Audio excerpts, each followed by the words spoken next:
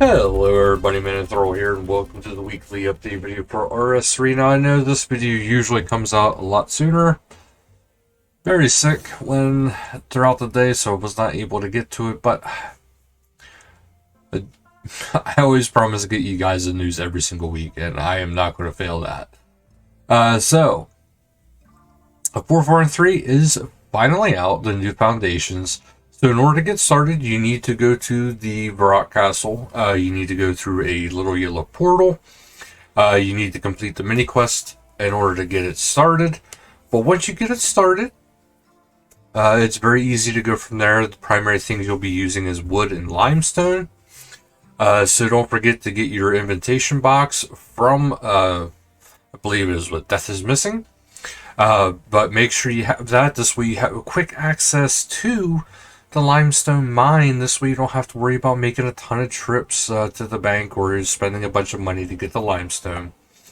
Relatively easy to do, but I just wanted to make sure you guys remember that, because obviously quests are very, very much worth it in the long run. But we also have a double XP live, which is going to be a 10-day event, which you have up to 48 hours, which you can use at your leisure, so you'll be able to pause and start it as you see fit. There is a slight little delay, though, I should say, when you switch from one to the next. I think you have like an hour or a half-hour delay, so do keep that in mind. But this starts this Friday, so February 17th, until Monday, February 27th, and it'll be starting and ending at 12:00 p.m. game time. And then we head into a maintenance log. So worlds that will be offline at 1100 game time today. Keep in mind this is February 14th when this is coming out. So for all you out there, happy Valentine's Day as well. But the worlds offline will be 34, 35, 47, 74, 75, 78, 87, 91, 94, 97, 98, 99, and 100, 101, 114, 115, 140, 141, 245, 246, 247, 248, 249, sorry, 248 is fine. 250, 251, and 252. Why that keeps going up so far, I have no idea. But keep in mind, the Treasure Hunter calendar is still going, so this is has started already, which is going from February 9th to the end of February 15th, which is Gifts from the Heart. Kind of a cool event. You can actually spend your oddments to get yourself some massive bonus perks, so do keep that in mind. I do have a little short list here of patch notes, which the General, which is they resolved an issue that caused certain rest animations to disconnect players. You can now send quick chat messages via private messages to a friend in the lobby without crashing your client.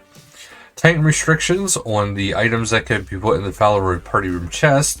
Now for an item to go in, it must also be of the following: tradable, bankable, and possible to sort in your beast of burden alongside other special checks.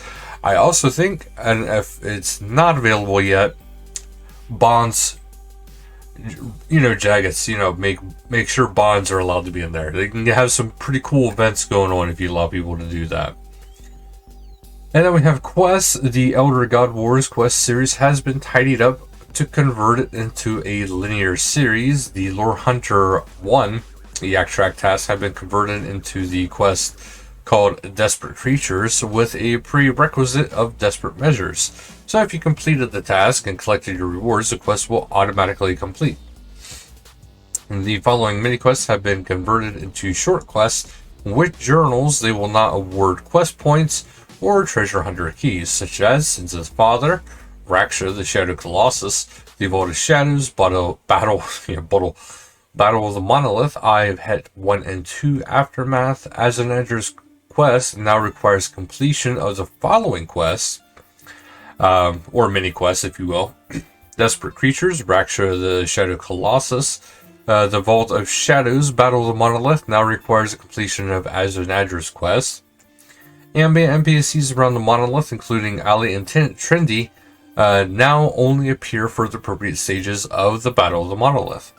The city of Sintistan now requires only the Battle of the Monolith. Extinction not only requires the Eye of Het 2 and Sins of the Father. And for the engine, they fix a crash that could occur when rendering animations, fix a crash that could occur when minimizing the client on various AMD GPUs, fix an issue preventing locations like farming patches from appearing correctly on login, fix an issue causing particles not to render in some interfaces. Then we head into the community, and we have a really cool mini here of Zamrock. And this was made by Ascensions. Pretty awesome.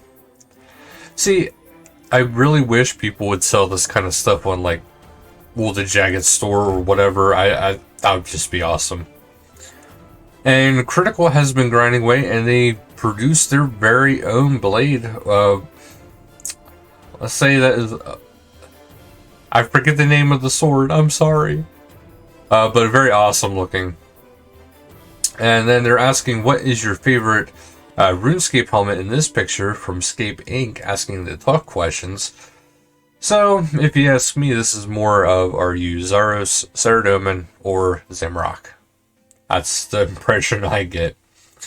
And then we have some RuneTube here, and we have, up first, the testing of the new Aegis Aura. Is it overpowered? And in it, yeah, it showcases the new Aegis Aura and how it can help you. And honestly, it was useless for a long time. Now it's actually useful. RS3 Dimension of Disaster in 24 minutes and 16 seconds world record. And I gotta admit, that is a decently long quest, and that has been by Frost Dragon Z9624. Pretty awesome.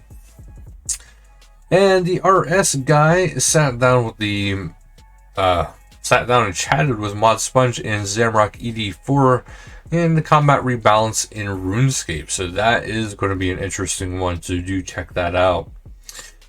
And then we have some Scaper screenshots. First up here by Plaguesea, walking around the Anachronian. Look out for those dinos.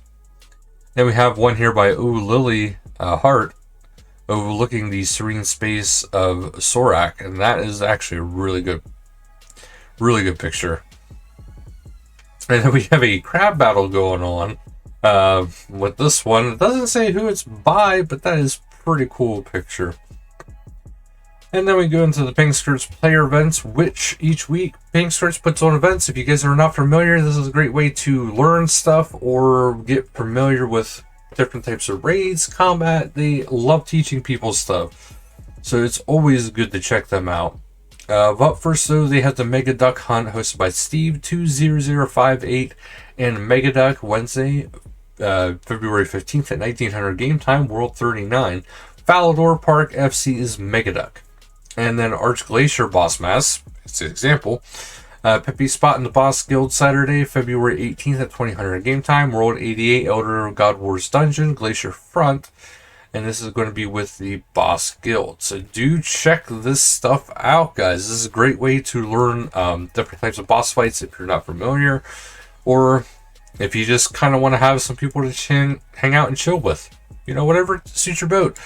But I will have some tips coming up for the Forinthry. And checking out the content later on today. So do be sure to tune in for that. Otherwise, thank you guys so much for watching. And until next time, later, guys.